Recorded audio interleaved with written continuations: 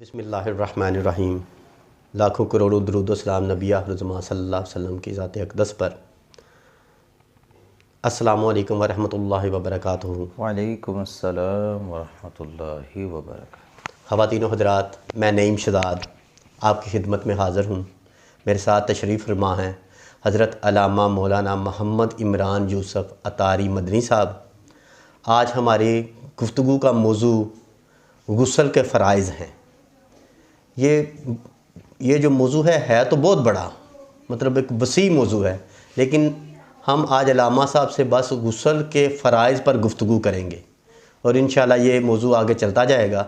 आज हम गुस्ल के फ़राइज़ पर अल्लामा मौलाना मोहम्मद इमरान यूसुफ़ अतारी मदनी साहब से रिक्वेस्ट करते हैं, दराज़ गुस्ल के फ़राइज़ के बारे में हमें बताएं। अल्हम्दुलिल्लाहि रब्बिल आलमीन वस्सलातु वस्सलामु अला ख़ातमिन नबिय्यीन। नईम साहब, अल्लाह ताला आपको बरकतें अता फ़रमाए। माशाअल्लाह आप दीन का काम कर रहे हैं, अल्लाह ताला अपनी रहमत के सदक़े इसको कबूल फ़रमाए। आमीन। गुस्ल बुनियादी तौर पर एक बहुत ही अहम रुकन है इस्लाम का, कि अगर नमाज़ पढ़नी है तो उसके लिए गुस्ल का होना ज़रूरी है। बेशक। बैतुल्लाह शरीफ में हाज़री है तो गुस्ल का होना ज़रूरी है। कुरान पाक को हाथ लगाना है तो गुस्ल का होना ज़रूरी है। गुस्ल के बग़ैर यूँ समझें कि इस्लाम चल नहीं पाता। तो गुस्ल के फ़राइज़ जो हैं वो तीन हैं, तीन फ़र्ज़ हैं गुस्ल के अंदर।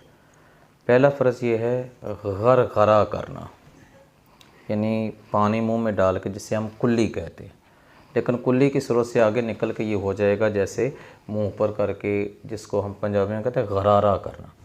तो गरगरा करना, इसमें मुंह धोना जिसे हम कहेंगे, कुल्ली करना, ये इसका पहला फ़र्ज़ है। दूसरा फ़र्ज़ है नाक में पानी चढ़ाना।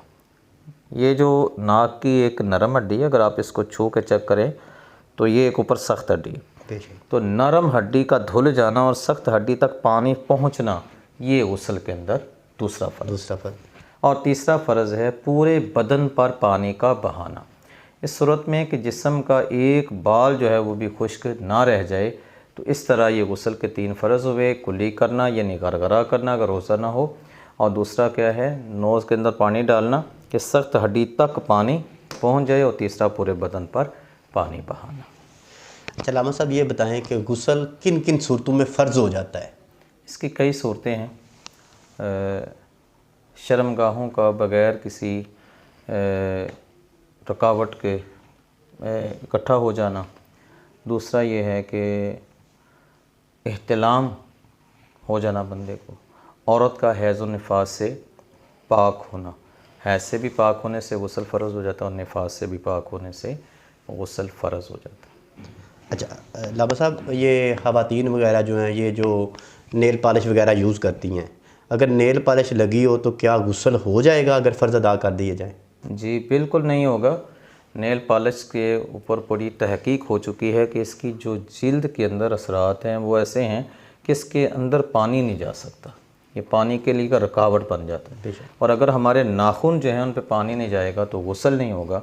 और अल-अमान वल हफ़ीज़, अगर यही कैफियत रही तो फिर जो नेल पॉलिश लगा के नमाज़ें पढ़ी हैं वो सारी ज़ाया गई ना। तो गुस्ल इससे नहीं होता, नेल पॉलिश को उतारना पड़ेगा। ख़वातीन गौर से सुने कि नेल पॉलिश अगर लगी हो, नेल पॉलिश लगी हो तो आप गुस्ल कर रहे हो तो गुस्ल नहीं होगा। तो इसके लिए सबसे बेहतर और ज़रूरी ये है कि आप सबसे पहले नेल पॉलिश उतारें और फिर गुस्ल करें, तब आपका गुस्ल होगा, तब आप पाक होंगे, तब आप नमाज अदा कर सकेंगे, तब आप सब कुछ कर सकेंगे, इबादत का सिलसिला। उससे पहले आपको नेल पॉलिश उतारनी पड़ेगी।